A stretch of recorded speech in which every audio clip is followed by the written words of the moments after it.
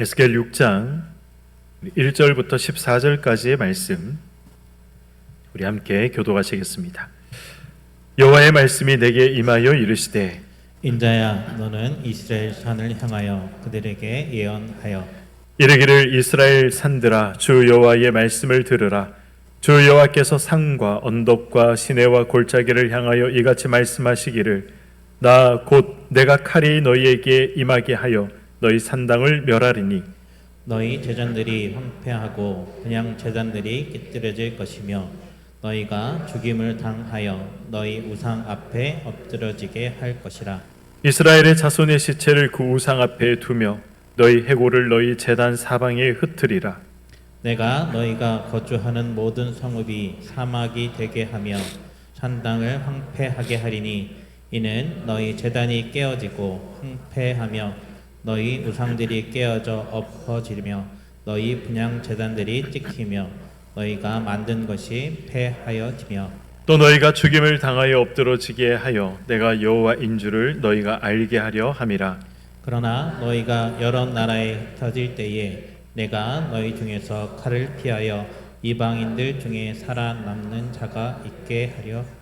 너희 중에서 살아남은 자가 사로잡혀 이방인들 중에 있어서 나를 기억하되 그들이 음란한 마음으로 나를 떠나고 음란한 눈으로 우상을 섬겨 나를 근심하게 한 것을 기억하고 스스로 한탄하리니 이는 그 모든 가증한 일로 악을 행하였음이라.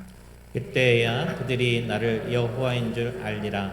내가 이런 재앙을 그들에게 내리겠다 한 말이 헛되지 아니하리라. 주 여호와께서 이같이 이르시되 너는 손뼉을 치고 발을 구르며 말할지어다.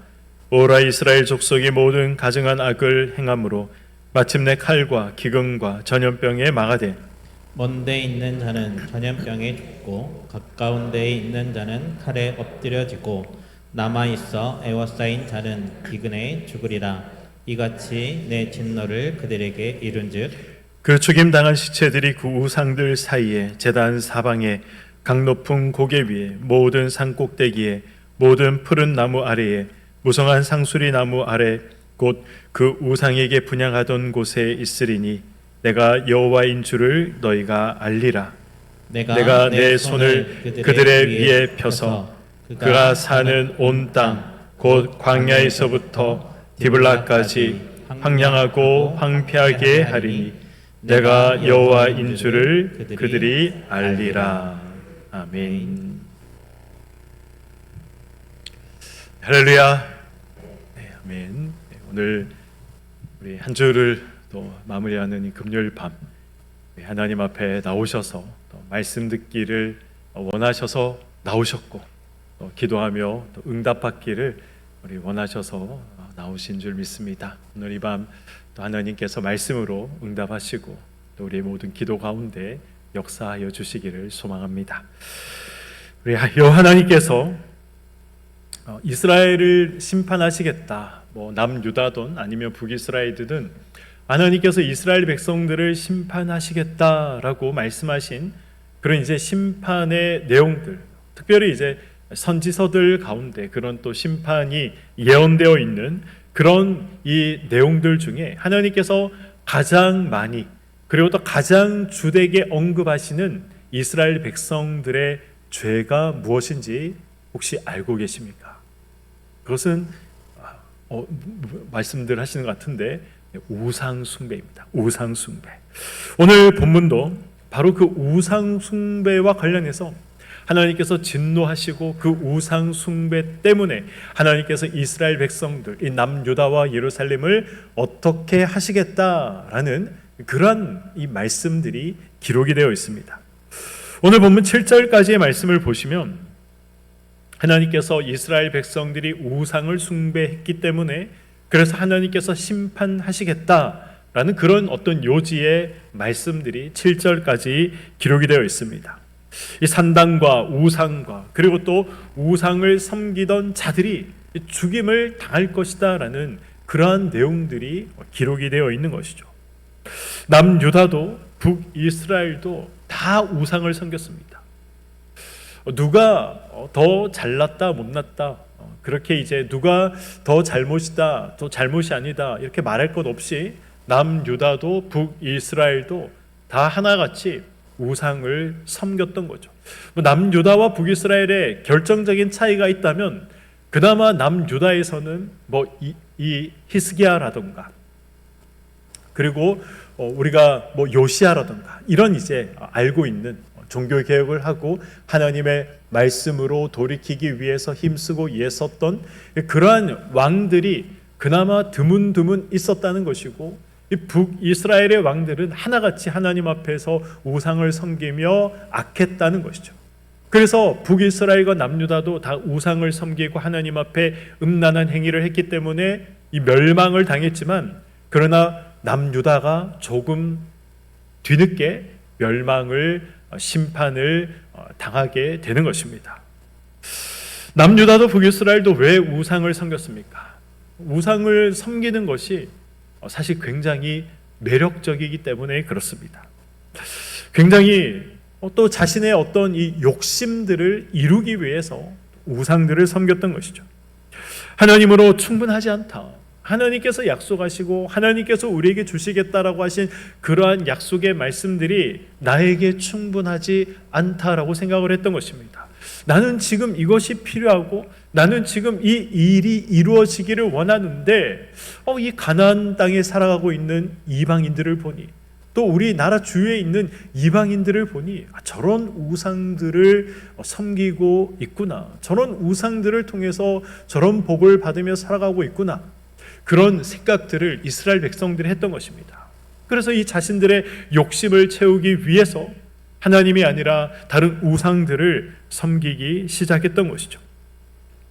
하나님은 하나님 외에 다른 것이 우리 인생의 이 궁극적인 목적이 되는 것을 하나님께서는 원치 않으십니다.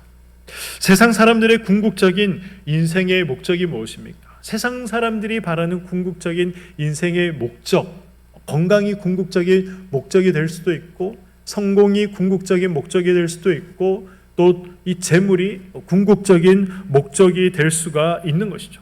그것만 있으면 나는 행복할 수 있다. 그래서 그것을 위해서 끊임없이 노력하고 달려가고, 그리고 그것을 위해서라면 어떤 것이라도 지불할 수 있는 용의가 있는, 바로 그것을 위해서 세상 사람들은 달려간다는 것입니다. 물론 건강하는 것이, 성공하는 것이, 또 경제적으로 부를 누리는 것이 나쁜 것이다, 제가 이것을 말씀드리는 것이 아닙니다. 저와 여러분들도 할 수만 있다면 건강을 소망해야 하고, 또 이 세상에서 성공을 소망할 수 있는 것이죠. 이 경제적인 부를 우리도 소망할 수 있는 것입니다. 그러나 이것이 궁극적인 목적이 되어서는 안 된다는 것입니다. 바꾸어 말하면 이 모든 것들이 하나님의 말씀보다 우선이 되면 안 된다는 것이죠. 하나님 앞에 이러한 것들이 있어서는 안 된다는 것입니다. 이런 것들이 우리의 궁극적인 목적인가 아닌가, 우리가 어떻게 확인할 수 있습니까? 하나님을 위해서라면 그러한 것들을 내가 포기할 수 있는가, 버릴 수 있는가 없는가, 시간과 물질로 대표되는 이 나의 에너지들을 지금 내가 가장 많이 쏟고 있는 곳이 어디인가, 이러한 것들을 우리가 살펴본다면 지금 나에게 가장 중요시 되고 있는 것이 무엇인가 확인할 수 있는 것입니다. 성공하고 건강하고 행복하고 또 자녀들에게 될 수 있다면 이 성공의 어떤 기반들을 물려주는 것, 그런 마음이 드는 것은 어떻게 본다면 정상적인 마음입니다. 그러나 그것이 우상이 되어서 하나님의 명령이 아니라 사람의 명령을 따라 살아가게 된다면, 이생의 정욕과 안목을 위해서 살아가게 된다면 그것은 우리에게 우상이 된다는 것입니다.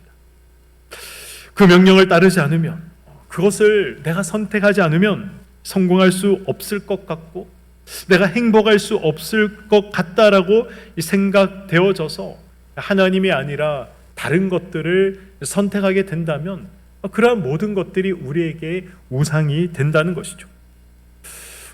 제가 이렇게 말씀을 드리면 나는 아니야 라고 우리가 자신 있게 말할 수는 없을 것 같습니다. 하나님을 위한다 라는 말로 내가 나의 욕심을 포장하고 있지는 않은지 우리가 늘 우리의 생각과 마음을, 우리의 신앙을 점검하고 돌아봐야 하는 것이죠. 막상 눈앞에 보이는 그런 큰 이득이 있다면, 내가 생각하는 어떤 이 행복의 기준에서 어긋난다면 말씀에 순종하고 하나님을 선택하는 그 일은 결코 쉬운 일이 아닌 것입니다.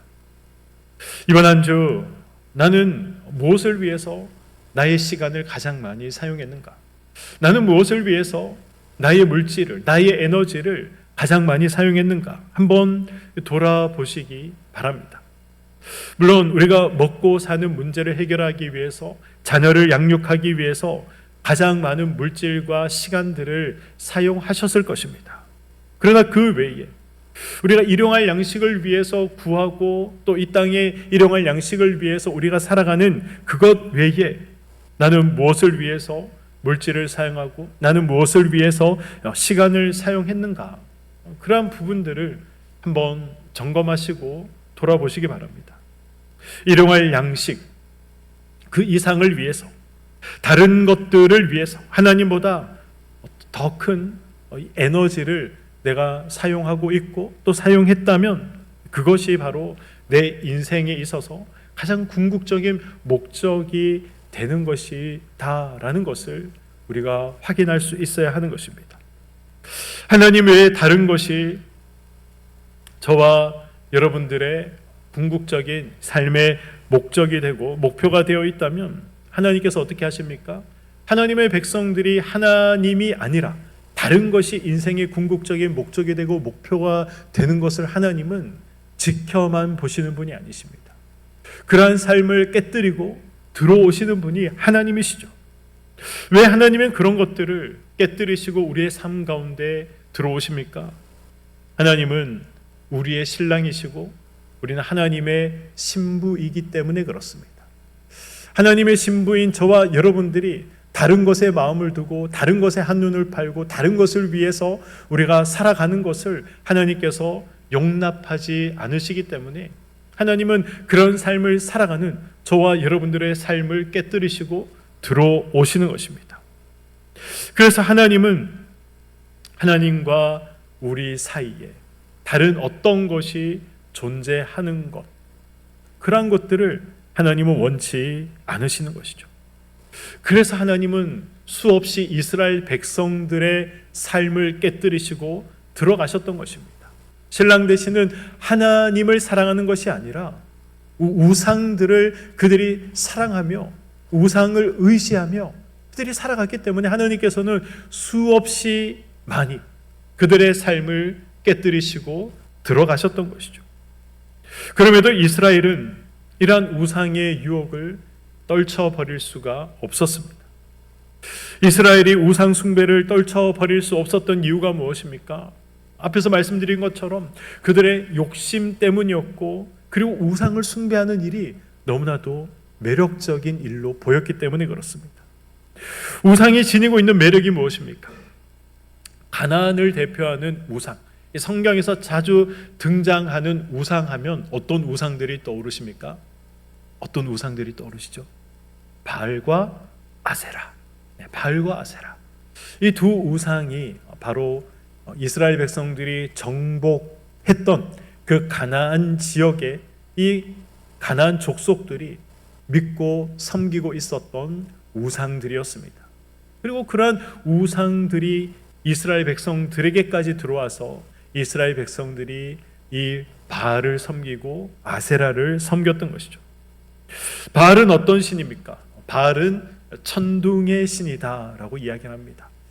이 가나안 지역, 지금의 이제 이스라엘, 이 팔레스타인 지역에서 발견되는 고대 유물들을 보면 이 바알을 형상화하거나 아니면 토판에 바알을 새겨서 만든 그러한 이제 유물들이 발굴이 됩니다. 어떤 모습으로 묘사되어 있느냐 하면 이 천둥을 손에, 이 번개를 손에 잡고 있는 모습으로 바알이 묘사되어 있습니다. 천둥의 신, 번개의 신, 달리 말하면 비를 주관하는 신이다라는 것입니다. 가나안은 이 목축을 위주로 했던 그러한 이 백성들이 족속들이 아니었습니다. 가나안 족속들은 농경 생활을 했던 그런 이 민족들이었죠. 이 농사를 지어야 된다. 가장 중요한 것이 무엇입니까? 비가 가장 중요한 것이죠. 그래서 이 비를 주관하는 신이 있을 것이다. 그 신이 바로 바알이다. 이렇게 자기들이 이 바알이라는 신을 만들어냈던 것입니다. 농사를 지으면 가을에 어떤 일이 있어야 됩니까? 이 풍성한 이 추수가 있어야 되는 것이죠. 그래서 이 바알과 함께 이 섬겼던 신이 있는데 이 아세라라는 여신이었습니다. 이 여신은 풍요와 다산을 상징하는 그런 여신이었습니다. 이 가나안 족속들은 이 바알과 아세라를 섬기고 있었던 것이죠. 그리고 이스라엘 백성들이 이 가나안 땅에 살아가면서 이 가나안 족속들이 바알을 섬기고 아세라를 섬기면서 잘 살아가는 그러한 모습을 보면서 바알에게, 아세라에게 엎드리고 절하면 우리도 저런 복을 누릴 수 있겠구나 라는 생각, 라는 욕심, 그러한 것들 때문에 바알을 섬기기 시작하고 아세라를 섬기기 시작했던 것입니다. 이 가나안 사람들이 다산과 번영을 기원하기 위해서 이 바알을 섬기고 아세라를 섬기며 또 신전을 만들면서 그 신전 안에서 어떤 일들을 그들이 했습니까?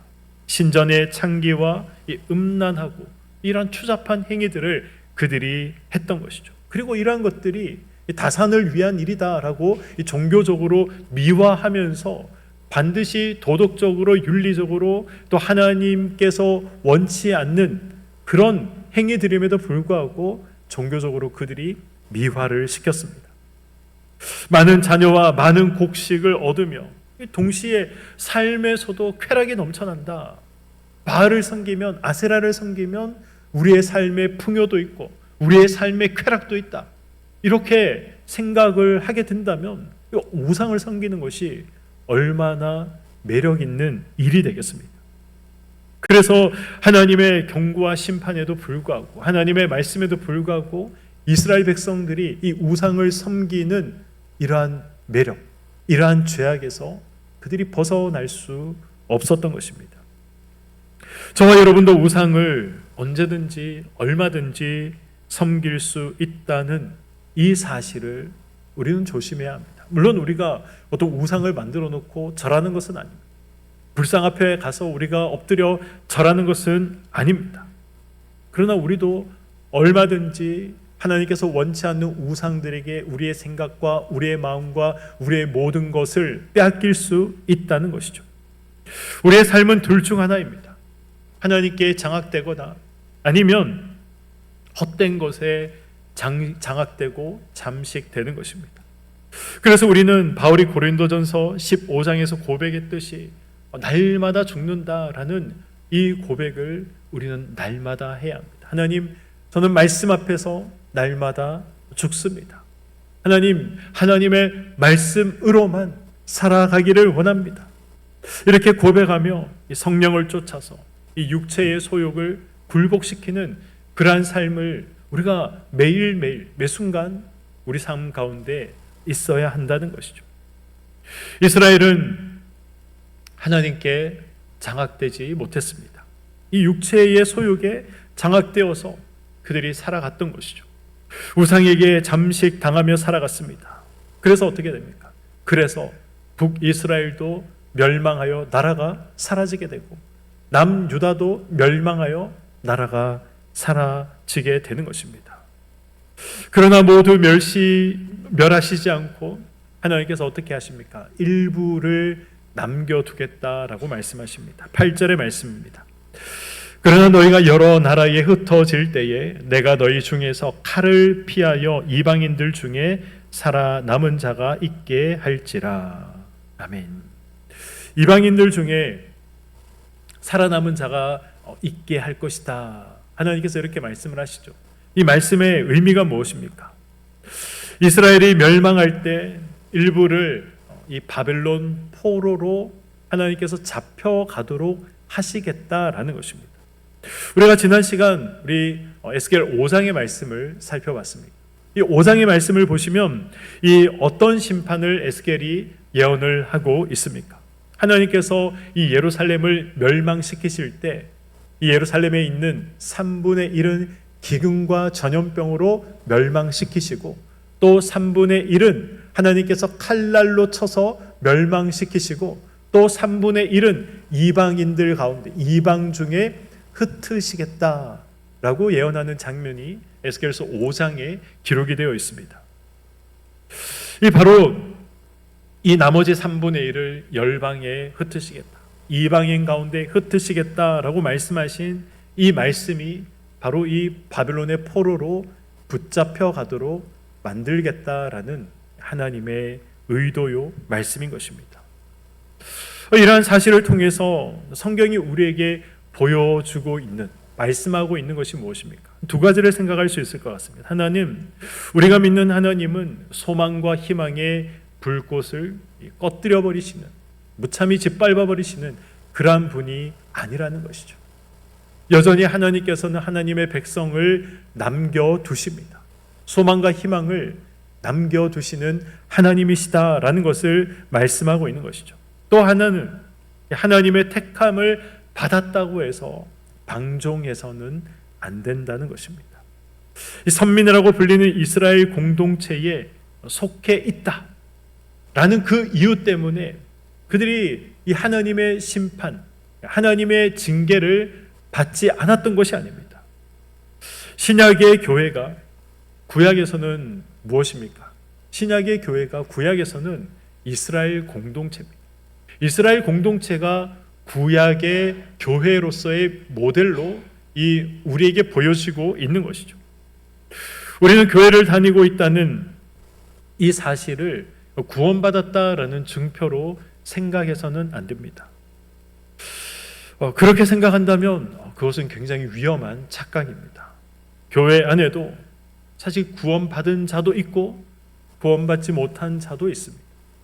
우리가 원하고 제가 원하기는 교회를 다니면 다 구원받은 사람이다라고 말씀드리고 싶지만 그러나 그렇지 않다라는 것을 우리는 알고 있지 않습니까?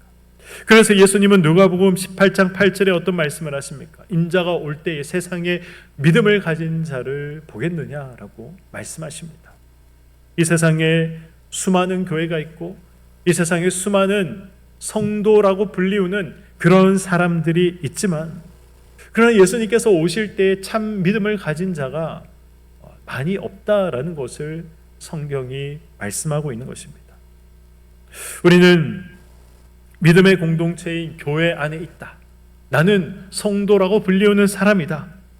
그런 이유로 구원받을 것이라는 이러한 생각을 가져서는 안 됩니다. 그것 때문에 안심해서는 안 된다는 것이죠.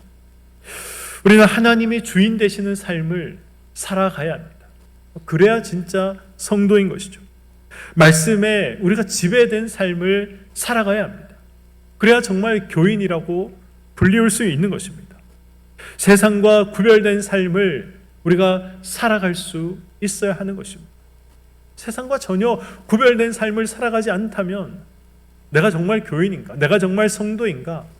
거기에 대해서 생각해 보셔야 됩니다. 말씀대로 살기 위한 그런 몸부림이 있는가?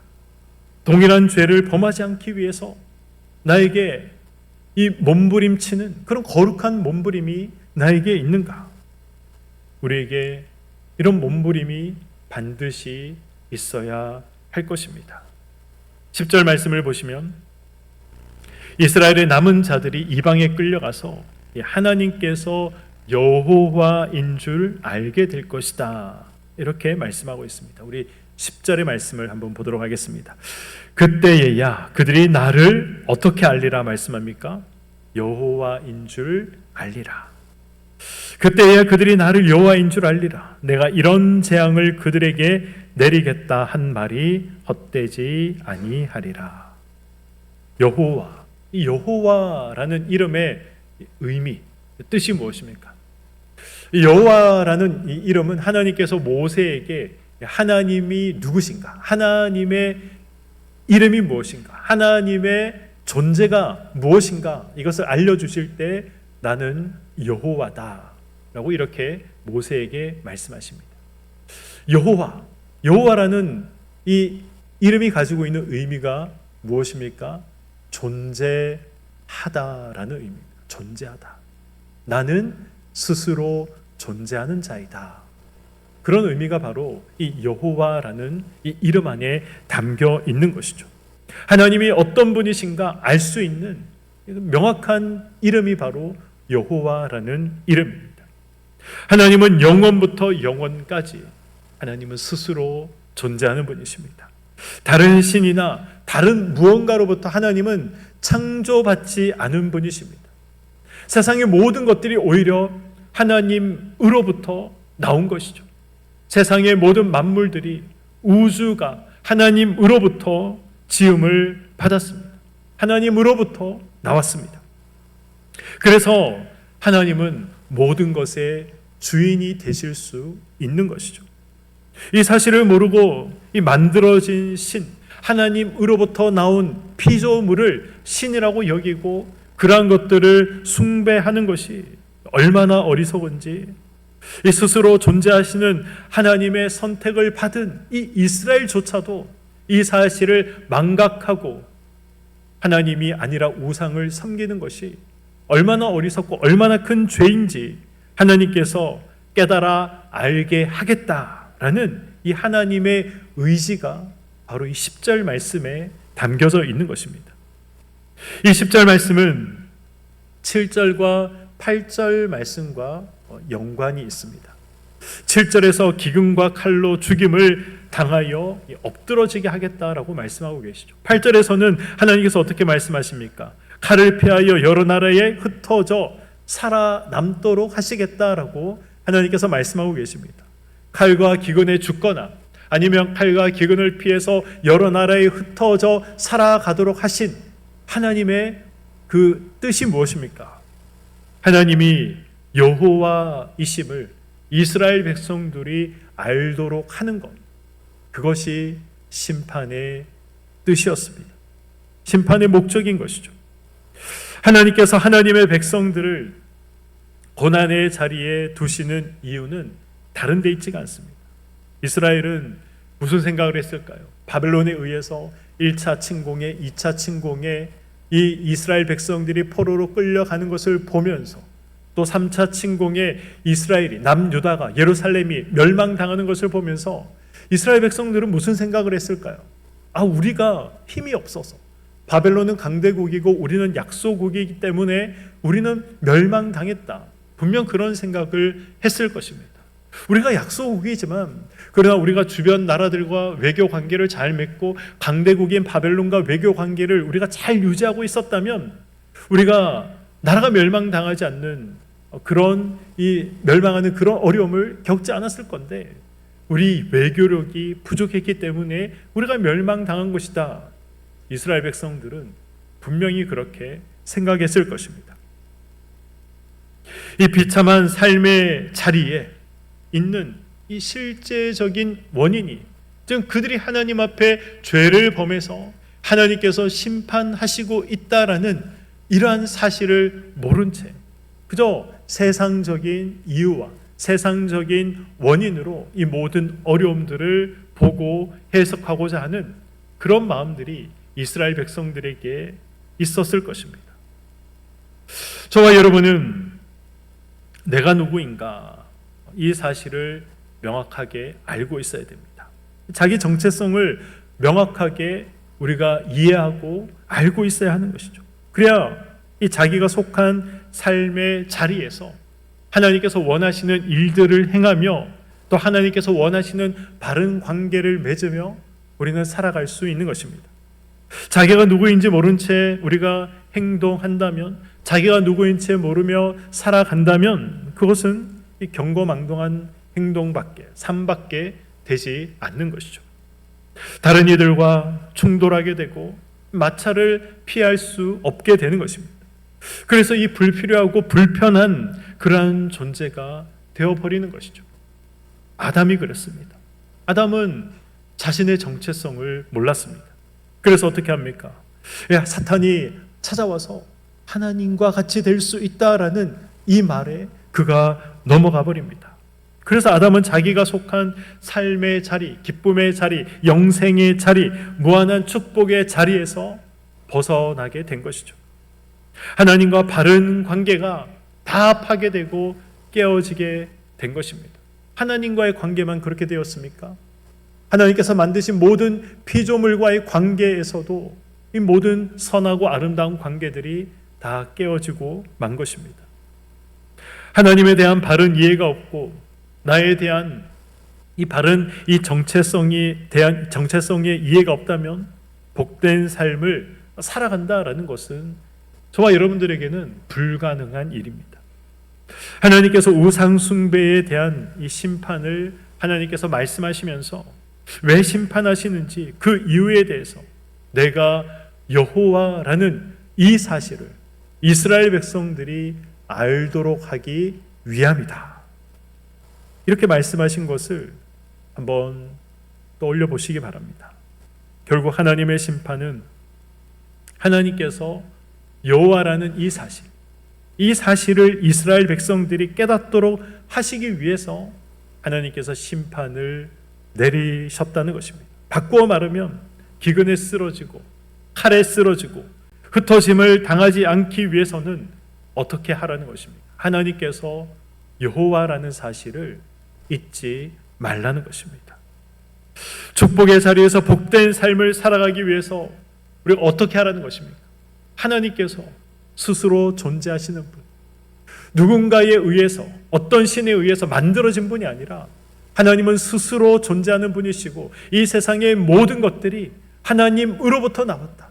이 세상의 모든 복된 것들, 나에게 복을 줄 수 있는 분, 나에게 모든 것들을 허락하실 수 있는 분, 나의 모든 삶을 인도하시는 분, 그 분은 스스로 계시는 하나님이시다. 그 하나님께만 우리의 모든 문제의 해답이 있고 그 하나님께만 모든 좋은 것이 있다. 우리가 이 사실을 잊지 말고 살아가라는 것입니다. 우리의 복된 삶을 살기 위해 우리는 하나님이 여호와시다. 하나님은 스스로 존재하는 분이시다. 모든 것이, 모든 좋은 것이 하나님께로부터 나왔다. 라는 이 사실을 우리는 잊지 않고 살아가야 됩니다. 오늘 말씀을 맺도록 하겠습니다. 오늘 말씀, 특별히 오늘 말씀이 7절과 10절과 14절을 보시면 반복해서 우리에게 말씀하고 있는, 성경이 강조하고 있는 그런 말씀이 있습니다. 그 말씀이 무엇입니까? 7절을 보시면 하나님은 내가 여호와인 줄을 너희에게 알게 하려 함이다 말씀하고 있습니다. 10절을 보시면 그들이 나를 여호와인 줄 알리라 말씀하고 있죠. 14절에도 내가 여호와인 줄을 그들이 알리라 라고 말씀하고 있습니다. 지금 이 7절과 10절과 14절에 계속해서 반복하고 있는 것이 무엇입니까? 하나님이 여호와시다 라는 이 사실을 말씀하고 있는 것입니다. 하나님께서 여호와임을 알게 하겠다. 지금 이 말씀을 계속 성경이 반복하고 있고 하나님께서 반복하여 말씀하고 있다는 이 사실을 기억하시기 바랍니다. 그리고 하나님께서 내가 여호와임을 알게 하겠다 이렇게 말씀하시면서 그 사이사이 7절과 10절 사이 10절과 14절의 사이 그 사이에는 어떤 내용들이 있습니까? 하나님께서 이스라엘을 심판하시는 내용들이 기록되어 있다라는 것도 기억하셔야 됩니다. 우리가 하나님께서 여호와이시다 라는 이 사실을 모르고 다른 것에 우리의 생각과 우리의 마음과 우리의 모든 것들이 빼앗겨 살아가면 결국 우리 인생에도 무엇이 찾아온다는 것입니까? 하나님의 진노와 징계와 심판이 우리 인생 가운데에도 찾아온다는 것입니다. 잊지 말라는 것이죠. 너희들이 내가 여호와인 것을 망각하고 살아가면 결국 올 것은 심판밖에 없다는 것입니다. 사람들은 후회하며 살아가지 않습니까? 전에 이랬다면 얼마나 좋았을까? 그런 넋두리들을 한두 번쯤은 해보셨을 것이고 또 그런 넋두리들을 한두 번쯤은 다들 들어보셨을 것입니다. 사람이 후회하는 것들은 대부분 이 좋지 않은 것들, 부정적인 것들, 후회하는 것들, 그런 것들이죠. 그런데 사람에게 가장 큰 후회를 이 안겨주는 것, 아니 이 후회라고 하기에는 너무나도 이 처절한 결과를 안겨주는 것이 있습니다. 그것이 무엇입니까? 하나님을 바로 아는, 하나님을 여호와로 아는 그 기회를 날려버리는 것입니다. 과거 이스라엘이 그 귀중한 기회를 날려버렸지 않습니까? 그래서 후회와 낙담에 사로잡혀 그들이 살아가지 않습니까? 성경이 이 사건을 기록하고 있는, 이런 사건들을 기록하고 있는 이유가 무엇입니까? 다른 모든 것보다 하나님께서 여호와시다라는 이 사실을 아는 기회, 그분의 말씀에 순종할 기회, 그러한 기회들을 절대 놓치지 말라는 것입니다. 오늘 말씀을 통해 성경이 저와 여러분에게 말씀하시는 것이 무엇인지 다시 한 번 더 우리 마음에 새기시기를 소망합니다. 그리고 적극적으로 여호와 하나님을 바르게, 여호와 하나님을 더 깊이 이해하고자 힘을 다하는 저와 여러분이 되기를 소망합니다. 그렇게 살아갈 때 우리의 삶은 후회와 낙심의 삶이 아니라 감사와 행복과 소망의 삶이 될 수 있는 것입니다. 하나님은 여호와이십니다. 스스로 존재하는 분이십니다. 그래서 모든 것이 하나님께로부터 나왔습니다.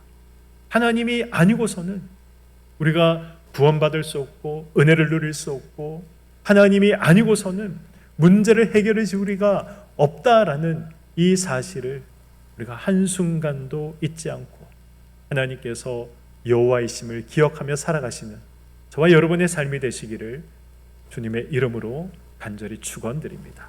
아멘. 기도하겠습니다.